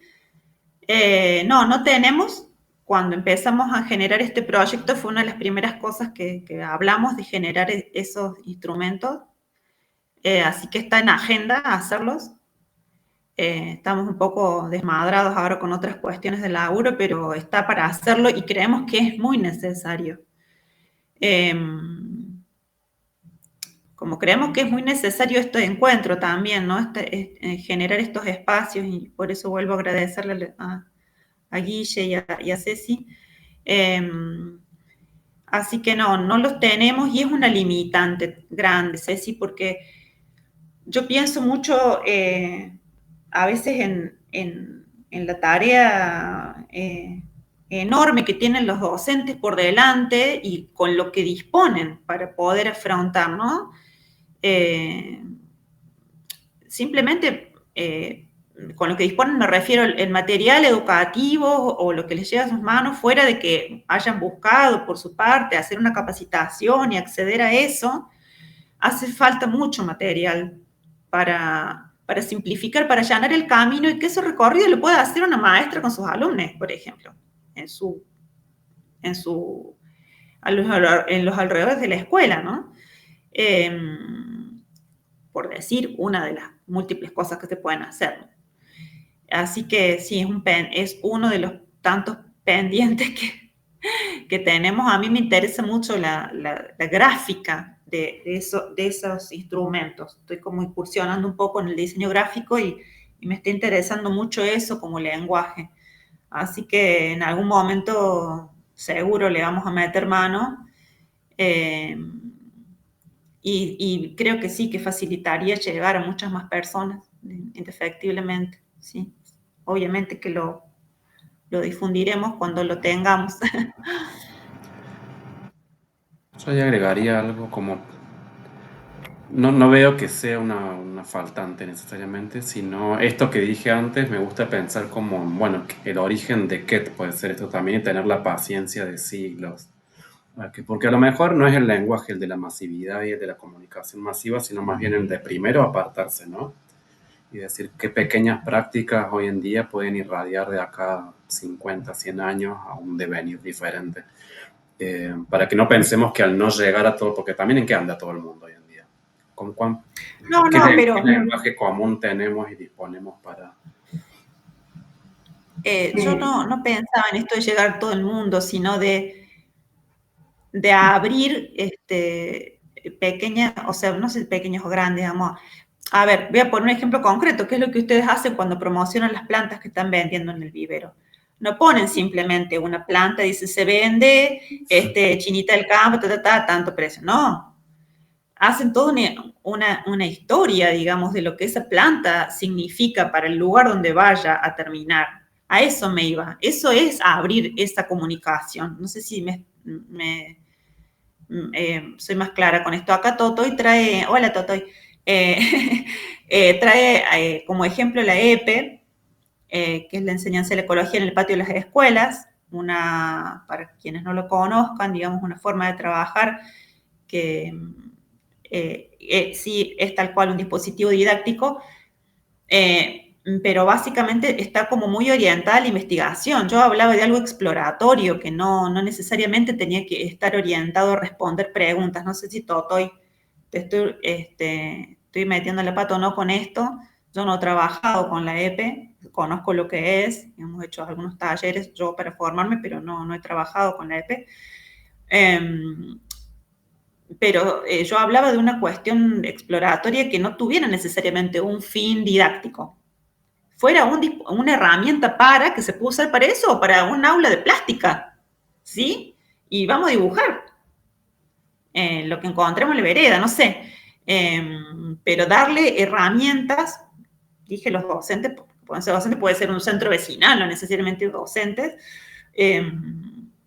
que yo creo que están haciendo falta. A ver, ¿A qué voy con esto también? Estamos en una provincia donde ni siquiera todavía tenemos editada la flora de Córdoba. Entonces, hay un montón de guías que ayudan, que son maravillosas, que contribuyen, digamos, a ese reconocimiento del nombre, que no es menor. Pero no estoy diciendo con esto que todos tenemos que salir hablando en latín para darle la nombre. No importa si lo que le das es un nombre vulgar o un nombre científico. Es esto de te reconozco. Y si no sé qué sos, te bautizo, como lo hicieron ustedes con la mariposa. Pero a ustedes le fluye a hacerlo porque hay un training ahí, un ida y vuelta, ¿no? No sé si todo el mundo se anima a andar poniendo. Yo le pongo nombre a las orquídeas que tengo porque no sé qué son. Yo de orquídeas no sé nada y me han regalado y yo les pongo y tienen nombre de fantasía. Pero, no sé, me gustaría saber si la gente que nos está escuchando tiene esa práctica también, por ejemplo. Y promover esas prácticas me parece bueno también. Desde esas cuestiones de reconocimiento. Y ahí podemos hacer mucho, podemos colaborar mucho nosotros, me parece. No sé si con esto me aclaro un poco, Guille, lo que estaba diciendo antes. Sí, clarísimo. Y me callo. Y me gusta la pregunta porque dice en esas preguntas que está diciendo, en algo, está afirmando algo. ¿Qué hacemos?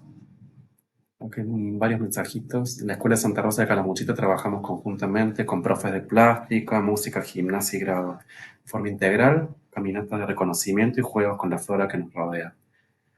Son lenguajes, ¿no? Es como el repertorio de las capacidades y posibilidades del humano, de cómo manifestarse, cómo vincularse con esto. Hay música y cómo, ¿no? A veces yo pongo música en el vivero y no sé si me la sé pagar porque hay música.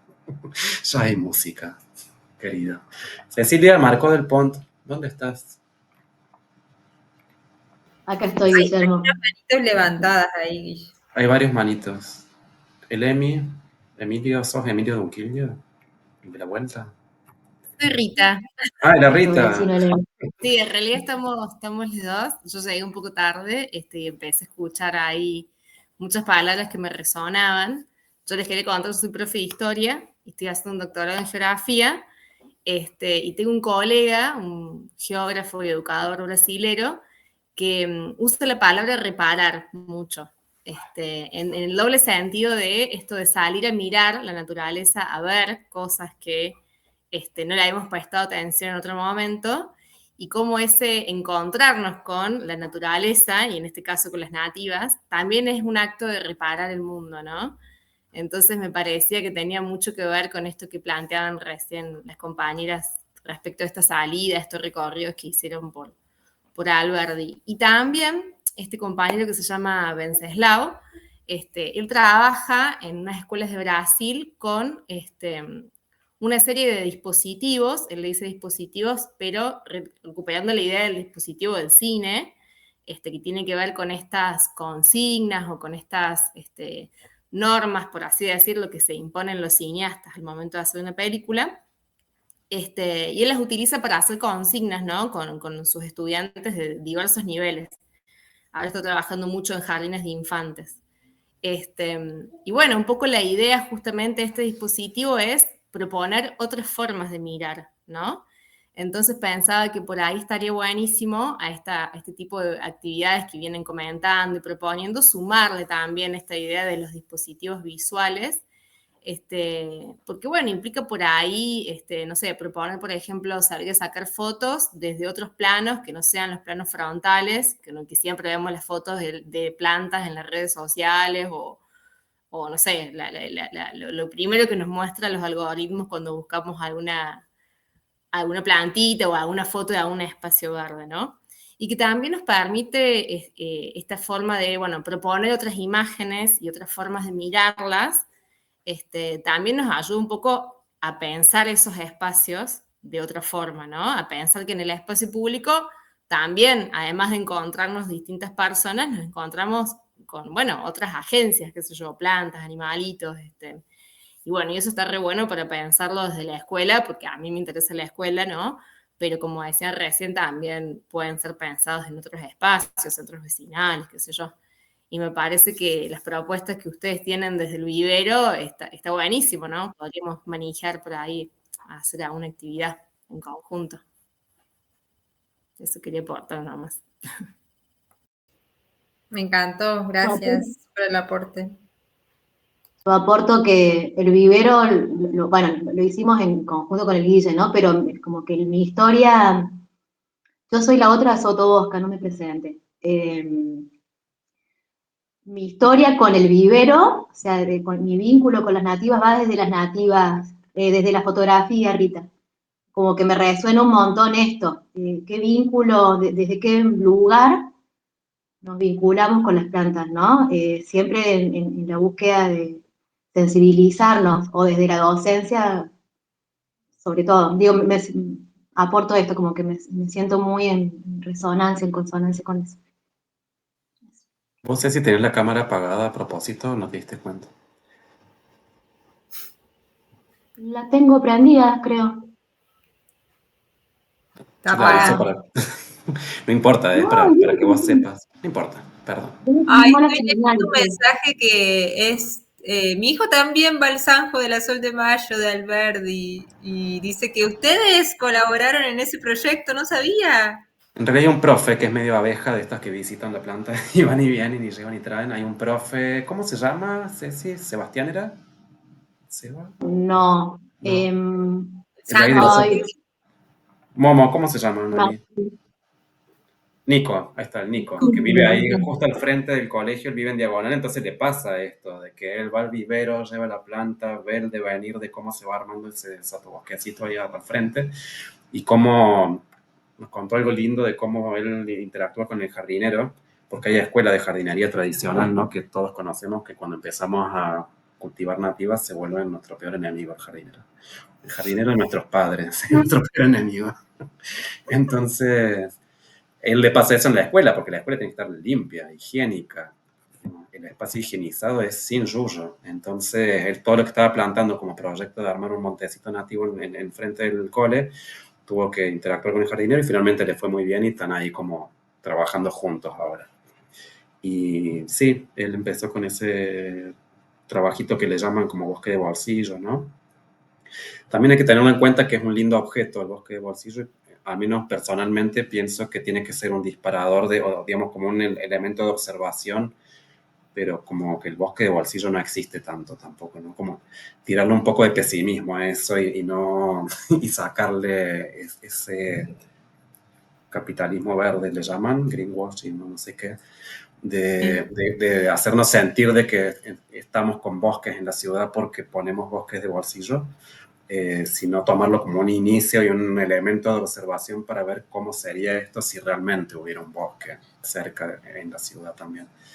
Como que el bosque no es la coincidencia de plantas de distintos estratos que dan sombra como un bosque, sino que es un ser vivo. El bosque también es una comunidad que necesita de ciertas interacciones y comunicaciones que no se van a dar a lo mejor en el tamaño de un patio, sino de que cada parchecito de estos sean las primeras fisuras, esto que digo, bueno, ¿a dónde va esto dentro de siglos?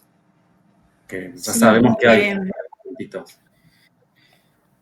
Quisiera ahí poner una cosita, me diste el pie ideal, Guille, para sumar incluso un comentario que quedó acá de María Alejandra, donde menciona la propuesta de Shinin-yoku de los baños de bosque. Cuando yo me enteré de esa iniciativa, me llamó mucho la atención y ahí me enteré también que, al menos en inglés, lo que se llama forest therapy, o sea, terapia de bosque, está patentado. O sea, es una marca registrada y para poder implementar el método tenés que hacer un curso que sale unos cuantos miles de dólares para estar calificado como entrenador del método. Entonces, siempre estamos con eso, ¿no? Que aparece esta posibilidad de mercantilizar lo que no es mercantilizable, que viene con nuestro ADN, por decirlo así. Pero de pronto lo reconocemos como, no lo tengo, yo tendría que tener para. No tenés que tener. O sea, estamos todos habilitados para caminar por el bosque, disfrutar, respirarlo y conectarnos. O sea, y está siempre ese riesgo porque estás por el sistema en el que, el capitalismo en el que vivimos, salvaje, brutal, va a ser siempre, va a estar siempre buscando, ¿no? Qué nuevas mercancías encontrar. Nada, quería mencionarlo porque me parece importante. Hasta donde sé, está patentado el término solamente en inglés, con lo cual, si lo decimos en español, no tendríamos que tener problemas, pero el copyright para Forest Therapy no se puede usar sin el permiso, digamos. Es terrible eso, si nos ponemos a pensar. Por lo menos a mí me resultó hasta violento cuando me enteré. Y en esto de andar, ustedes que han estudiado la ciudad desde esa mirada, ¿a dónde mandarían? ¿Dónde nos mandarían? ¿Dónde nos recomendarían ir?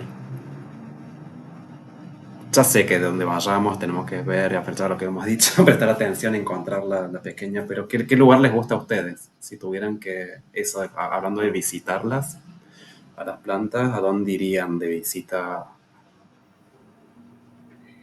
nativas en la ciudad? Bueno, Ay, les arruiné todo. Arruiné el sí, conversatorio. la reserva urbana es, pero yo, más que decir recomendar un lugar, yo invitaría a experimentar dónde se sienten más a gusto y por qué. ¿Qué pasa? ¿Qué es ese dedo? Ahí la Noemí recomienda, por ejemplo, el Montecito Nativo, que no lo estaba pensando yo, y cuando lo dijo ella, el universitario. ese lugar es súper Sí, especial. es hermoso pasar por ahí. Pequeñísimo y tiene senderitos adentro que lo puedes atravesar. ¿Y La saben qué tiene de reserva lindo? La reserva Tau, yo la conozco en Belville, es precioso. Ese parque es precioso. En el Montecito, en la gota de la UNC, y esto no es para romantizar nada, pero vive gente también, ¿no? Y cómo es espero que se tomen el mejor de los mundos y sentidos posibles esto, pero cómo significa un cobijo también, ¿no? Es un lugar elegido, porque yo voy a veces a ver si hay semilla de algo o a visitarlo a ver cómo está, y gente que le toca o que termina, digamos, en situación de calle, es un lugar también elegido. Y eso, digamos, uno también visita a esa persona que por ahí lleva un tiempo viviendo ahí cuando va a visitar esas plantas. Eso, digamos que en ese páramo que era la ciudad universitaria, en esa zona hay algo parecido a un bosquecito con cobijo también, con pastizales, con arbustos, con flores, con sombra, con pechito de árbol. Ahí arruiné de vuelta el conversatorio. Tómenlo. No, para nada. A mí yo soy como, me quedo eso quizás de los años de teatro que hice de tirar la experimentación. Me gusta mucho que la gente se apropie de eso. Y si te sentís bien debajo de un pino, no te cuestiones, eso quería decir también, porque no caigamos también en esa otra cuestión. Acá hay un vecino que no sé quién es, un chico que va y se sienta a meditar debajo de un pino en la Plaza Jerónimo del Barco, que está re céntrico, digamos. Y está bárbaro, o sea, algo siente que se va siempre al mismo arbolito, digamos. Y bueno, eso quería un poco proponer. Así como comentaban hace un ratito que saludan las plantitas de su casa, de algún lugar, abrirse esa experiencia y ver, bueno, me estoy sintiendo bien acá, ¿por qué será? ¿Qué me trae este lugar? ¿Es una planta? En una de esas es una escultura, no sé, pero hay que abrirse a eso, porque no sé si se puede direccionar la sensibilidad, digamos, en eso, si hubiera alguna artista o artista acá que nos puede ayudar un poco más en eso. es abrirla. Y bueno, y ahí viene lo que viene, ¿no? Eso quería proponer, digamos. Yo les confieso, cuando fue esta remodelación de las plazas que hizo Yariora en los primeros meses de gobierno, estaba en desacuerdo con varias cuestiones, bueno, siempre desde lo intelectual, ¿no? Las críticas, digamos, pero porque verdaderamente yo iba a la plaza y veía que la gente disfrutaba un montón. Cuando empecé a ver la infinidad de insectos y aves que estaban haciendo uso de esos pequeños parches, porque antes era un desierto, por decirlo rápidamente, me empecé a plantear muchos de mis objeciones, que puede hacerse mejor, pero indudablemente, con menos agua sobre todo, porque tenían todo un riego automático que en la época de sequía da vergüenza que riegan y riegan durante horas. Estábamos a punto de quedarnos sin agua para abrir la canilla en 2023 y salían a regar los maceteros que ya se secaron todos, que estaban puestos en los postes de las luminarias. Se puede mejorar indefectiblemente, pero cuando empecé a ver, sobre todo los polinizadores que son re oportunistas, cuando tienen recursos, néctar, van ahí, no les importa nada, dije, wow, en qué poco tiempo esto le metió, hay una inyección, ¿no? Fue como un disparador para otras especies y bueno, medio que me tapé ahí un poco la boca, dije, tengo que replantearme también. Entonces, es una invitación también, si te sentís bien ahí, y es lo que tenés próximo a tu casa, porque vivimos en una ciudad donde el verde no está próximo para muchos de nosotros, no está próximo. Eso es grave. Así que nada, eso quería.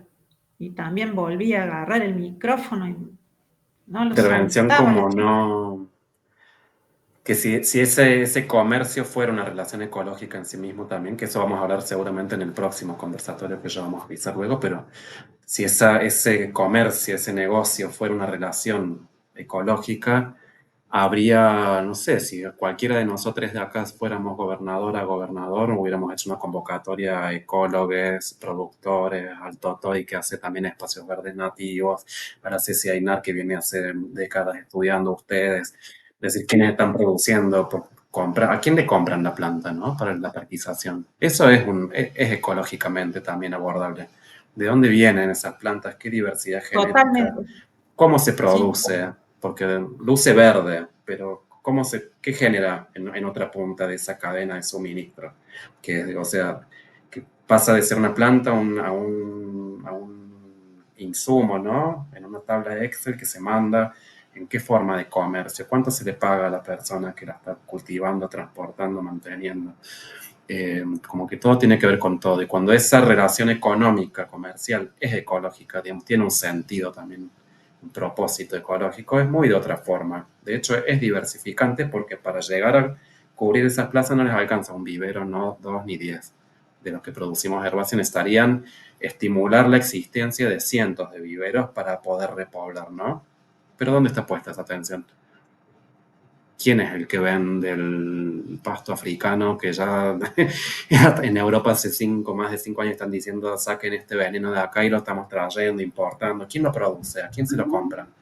¿Cuál es el vínculo? Ese vínculo no es ecológico, no es la abeja visitando la flor, casual. Son muy, muy todo lo contrario, ¿no? Y a la vez es eso que decimos, es verde, bueno, sí, pero en esto de que se puede hacer mucho mejor ya estamos a la altura digo, no está Sí, faltando totalmente. ni conocimiento, Totalmente, sí. ni saber hacerlo, ni quién lo puede hacer. Estamos todos acá un viernes a esta hora. Nadie está pintando para ir a bailar. Estamos charlando de plantas, Sí. 2 horas. Digo, Acá hay una manito levantada, Guille. sí, ya es el momento, ¿eh? Quien quiera compartir ideas, preguntar, agregar cosas. Hola, perdón, soy yo de nuevo. No quiero comparar tampoco la intervención, pero era eso en relación a lo de que esto de la remodelación de las plazas y el chico sentado bajo del pino y en todo este marco de cómo reverdecer la ciudad. Y en esto de que no todos tienen un verde cerca, y de cómo hay muchos vínculos y muy diferentes. Bueno, también en esto de como la terapia de bosque, nada, hay un chico que trabaja haciendo reforestación desde las zonas de las villas y las zonas periféricas de Córdoba, bajo toda una idea de que vio una relación en la que donde está más sano o donde hay más presencia de lo nativo o de lo verde, es más en la periferia, porque esa es como la forma de irradiar que tiene la urbanización desde adentro, desde el centro hacia alrededor.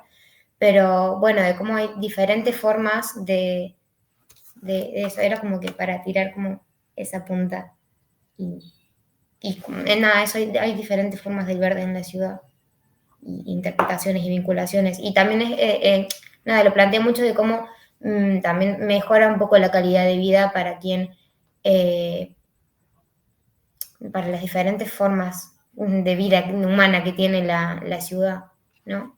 No sé si me explico bien.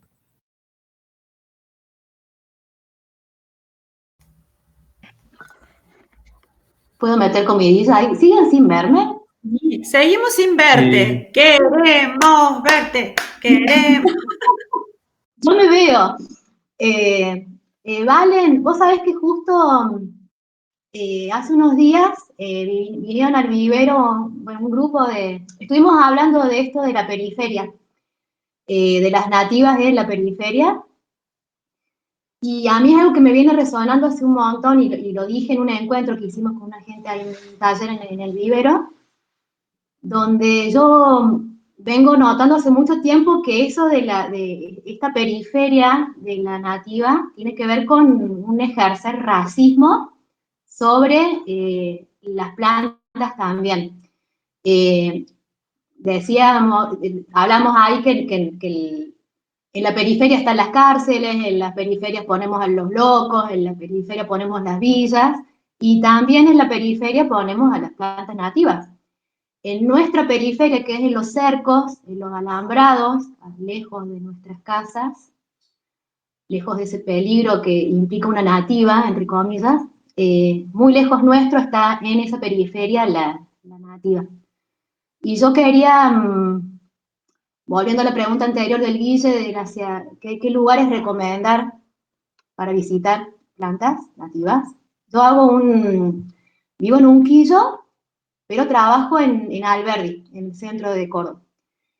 Y durante años, me dedico a mirar en las calles, en las grietitas de las veredas, sobre la Mariano Moreno, Avellaneda, calles así ¿qué nace ahí, espontáneo? Uno piensa en espacios verdes, en pulmones verdes, en reservas, en la Reserva San Martín. Bueno, ¿qué hay en tu vereda? ¿Qué hay en una alcantarilla a la vuelta de tu casa? Y sobre todo, ¿qué hay me estoy yendo por las nubes, pero traigo otra cosa, abro otra ventana más, de una paisajista que vino a comprarnos y dijo, cuando le hablamos, le recomendábamos determinada planta para que se lleve, dijo, no, pero esta planta no se va a adaptar a Córdoba, a la ciudad de Córdoba. Y a mí me quedó como súper resonando eso del concepto de la nativa hacia lo urbano, que es algo, Anita, que te quería traer así como, ¿qué pensabas sobre eso? Porque hay como un imaginario del que el Córdoba ya está modificada genéticamente y no podemos tener nativas, nos pasa con el guiso todo el tiempo, que la nativa es para reforestar las sierras, la nativa es para un pulmón verde o para una reserva, pero no puede ser para tu terraza, no puede ser para una nueva Córdoba. Y acá me callo, te la tiro así, o la tiro. ¿Qué piensan al respecto? No, me encantó que tires eso, pero bueno, no sé si nos estamos yendo muy lejos en el tiempo. Guille, vos decime, tuve una experiencia muy linda en una tesina que dirigí con un alumno en el que vimos justamente la vegetación espontánea de las veredas en Córdoba, en Jesús María y en Totoral. Originariamente, por lo que habíamos leído y lo que se sabía para las ciudades del gran norte global, todo indicaba que íbamos a encontrar más nativas en Totoral que en Córdoba. Fue exactamente al revés. El porcentaje de nativas en estos sistemas de esta vegetación que se llama de superficies sólidas, adaptada a condiciones bastante limitantes, en la ciudad de Córdoba, que tiene mucho más cemento, había más porcentaje de nativas que en Totoral o en Jesús María. Tuvimos que recurrir a una explicación histórica para esto, que tiene que ver con cómo ingresaron las fuentes colonizadoras, el tiempo de ocupación real del territorio, no tanto el de fundación de las ciudades, nos ayudó a explicar un poco esto, pero justamente es un claro contraejemplo de que las nativas no pueden, estarían inhabilitadas para crecer en la ciudad. Yo creo que esa idea, Ceci, viene un poco de el cuidado tan dedicado que necesitan las ornamentales para sobrevivir en la ciudad. Entonces, al estar instalada esa idea, te parece que todo lo que está en la ciudad necesita ese cuidado, pero además, ¿dónde yo quiero ver esas plantas? Porque como en general no se quieren ver a veces creciendo entre medio de las baldosas de la vereda, se niega eso como una parte del paisaje, ¿no? Y ahí no sé si Ceci vos ahí querés meter cuchara, que me encantaría que lo hicieras, de hecho. Ceci, Ainar, que tenés la manito. Sí, sí, ahí levanté la manito porque eso justamente lo de las nativas urbanas, yo es algo que hace unos años ya bastante que empecé a usar desde que caí en cuenta de que en el ambiente urbano se ponen en juego un montón de sistemas de percepción, que en un momento vos usaste, Guillo, una frase que creo que dijiste, sistema de convicción, que me pareció muy buena, que le imprimimos una capa de pretensiones a las plantas nativas, que le empezamos a exigir un montón de cosas y no las dejamos ser. Incluso le empezamos a imprimir el autoritarismo de hacerlas crecer donde nosotros queremos que crezcan. Y para mí tienen algo maravilloso, que son unas retobadas, las plantas nativas, y yo lo defiendo a eso. Por eso hace muchos años trabajaba desde la domesticación hasta que me empecé a dar cuenta que quería decir eso, y yo ahora me retruco lo que eran mis publicaciones o mis proyectos de hace unas décadas. Y celebro el salvajismo que tienen, y esa que un montón de veces las va a plantar y no van a crecer. Y que te sale en otro lado donde a lo mejor vos no era tu pretensión, y te ponen un límite, que para mí está fantástico poder entrar en ese diálogo y atender esa necesidad ajena de esas plantas de que, bueno, puedan también elegir un poco su espacio vital. Y el ambiente urbano muchas veces no admite eso, o esto, bueno, sí, la nativa para la sierra, y está bien, y que crezca medio torcida, total, en el campo, pero si está en la vereda, ni a palos, ¿no? El árbol tiene que estar derecho por más nativo que sea. Entonces, bueno, creo que poder encontrar las grietas también dentro de esos sistemas de percepción es parte de la historia esta, ¿no? De lo que estamos trabajando desde la sensibilización, la comunicación, y empezar a comprender en esta ecología afectiva y todas estas capas que empiezan a aparecer en los vínculos ecológicos, desde los comerciales que se mencionaban, o estos también, ¿no? De la lectura de la percepción, la estética y todas estas otras capas que van modelando estas relaciones.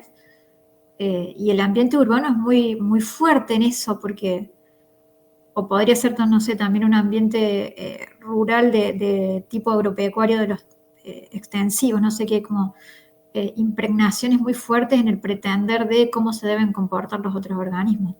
Y la ciudad, bueno, es como repotente en eso, ¿no? Como estructurante. Hace un tiempito una clienta escribió por el Instagram y se había llevado un globito Zippo, que vieron que tiene esa semilla dura. Y... ay, se nos fue la Ceci Marco igual. Y ella quería, porque le habíamos hablado de que, bueno, después te va a dar semillas y las germinas, porque trabajamos mucho también la planta como un ser cíclico que está en su semilla y que vuelve a estar en la siguiente.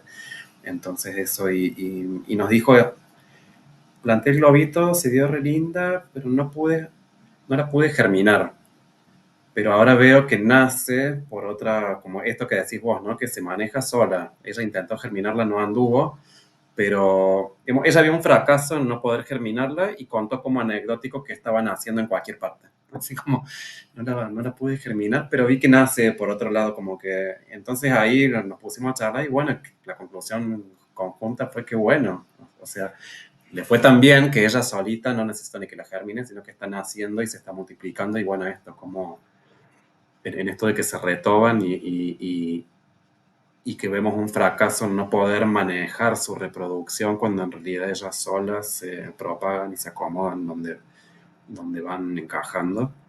Me pareció no, una anécdota que acompaña eso un poco. Ah, ¿eras vos, Momo? No, vos eras compasionaria entonces. Bueno, había otra clienta que nos dijo del globito así, o era ella, no me acuerdo, pero eh, eso me pareció re lindo, ¿no? Como que fracasé en querer germinarla y la planta ya estaba multiplicándose solita y gracias a que ella la puso ahí, además. Hubo otra forma de haber hecho eso. Si la gente está harta, pueden decirnos. Porque ya llevamos 2 horas. También está bueno. El Toto quiere hablar. Ya. Abra nomás, Toto. Hola, hola, ¿cómo están? ¿Cómo va? Bien, bien, bien. Muy bueno escucharle a todos, a Ana y Silvi, que hace mucho que no las veía. Em, Otra cosa que a mí me parece que está interesante para en esto de convencer o tratar de ejercitar otro tipo de sentido común es pensar, o sea, de correr el foco del objeto planta, ¿no? Como esto de la planta como, bueno, quiero acá un color azul en este lugar o una determinada forma y plantear el hecho de tener un espacio, o sea, tener un pequeño ecosistema o algo que se parezca a un pequeño ecosistema. Entonces, me parece que es más rico o que está interesante en términos de la cantidad de cosas que uno puede ver dentro de eso, en el cual la planta pierde un poco de protagonismo el individuo y el objeto, ¿no? Como por ahí esto que decía la Ceci de, bueno, un árbol que crece ahí, pero que no crece como uno se lo está imaginando, pero con una enredadera queda mucho más lindo y empezar a ver los vínculos como algo a disfrutar en el patio, ¿no? No un cantero, qué sé yo, de hortensias, sino algo en el que yo pueda ver vínculos como jardines de polinizadores o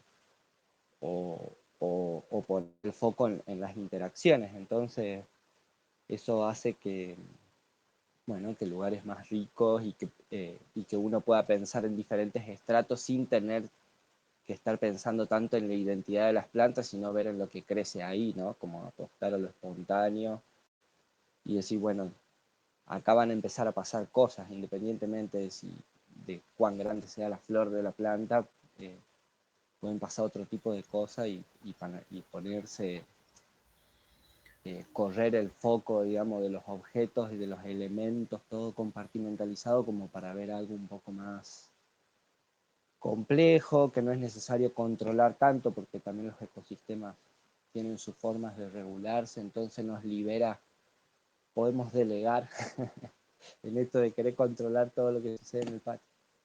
Eh, bueno, esa mirada me parecía que estaba buena para aportar ahí, eh, como eso, ecosistemas nativos, ¿no? Como promover un ecosistema nativo en el que nosotros podamos tener la mayor cantidad de plantas nativas o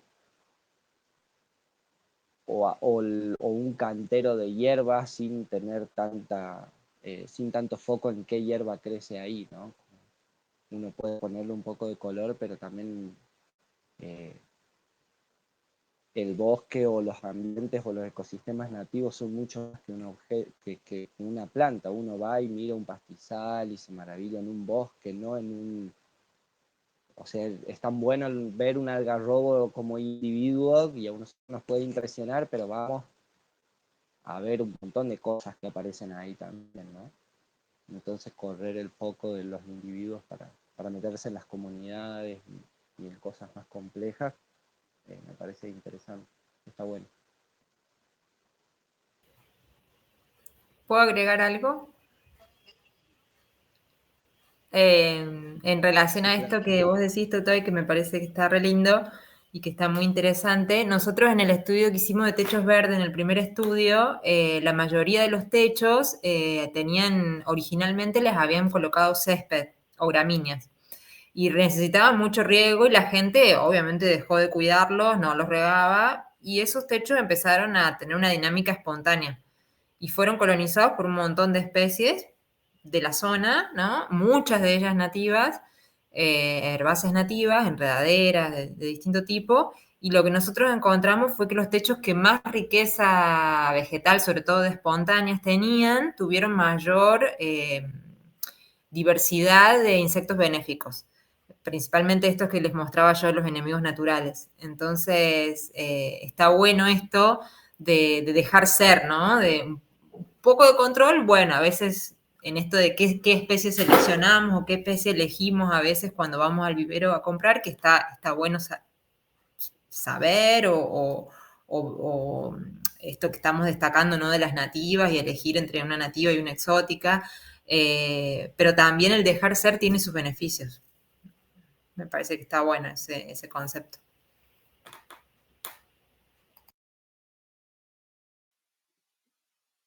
Buenísimo. Bueno, no sé si alguien más Sí, quiere... la Ay, confianza en lo espontáneo, pensaba, perdón. La confianza en lo espontáneo, en que lo placentero no necesariamente lo tenemos que poner nosotros. O sea, puede surgir espontáneamente algo que nos llame la atención o que nos llene o que nos identifique o que nos haga disfrutar.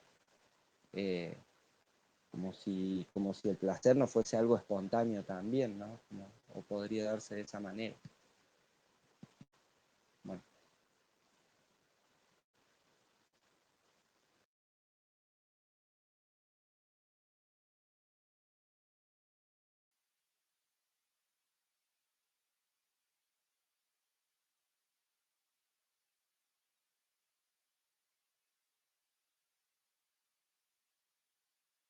nadie va a interrumpir el silencio.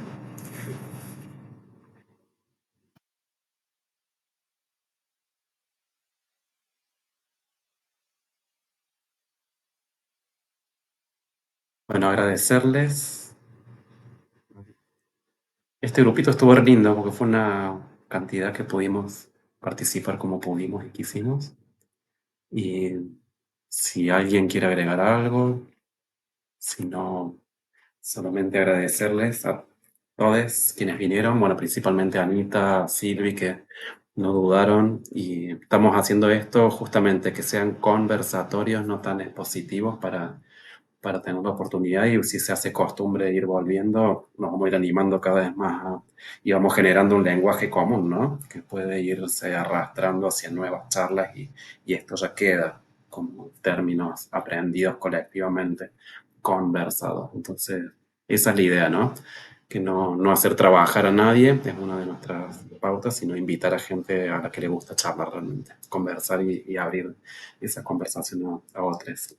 Así que vamos a estar siguiendo con esto. El próximo, en teoría, vamos a estar hablando un poquito de...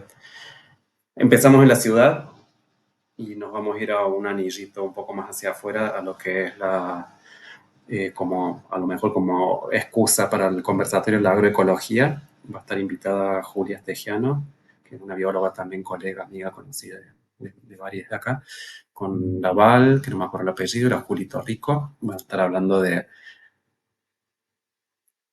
otras economías posibles como intercambio también ecológico y como procesos sincronizados con otras vidas, desde quienes tomamos alimento y a quienes damos alimento. Trabajo con campesinas del territorio y cómo no alimentarnos del monte también, en el caso nuestro, de nuestro monte nativo. Con esos tres ejes vamos a estar conversando hacia fin de mes con ellas, que son las próximas invitadas, y eso, vamos a tratar de sostener este espacio creo que estamos todos contentes con cómo salió hoy. Teníamos mucho miedo a la parte técnica porque usamos esta plataforma que es de código abierto, gratuita, libre, etcétera, pero puede mal ir sal. Y eso, agradecerle a todos y todas quienes estuvieron acá. Es un montón para nosotros que nos hayan acompañado en la propuesta y no es nada nuevo. Esto de juntarse a charlar es otro más, es un espacio más y que ojalá sea singular y diferente en tanto que se sume la polifonía de gente que está hablando en torno a estos temas. Así que de vuelta, mil gracias Anita, Silvi, Ceci, Gracias. Soy, Valen, Momo, todo, Beatriz. Gracias a ustedes y a todos los que están hoy aquí presentes. Gracias. Nos vemos la próxima. Sí, muchas gracias. Chau, chau.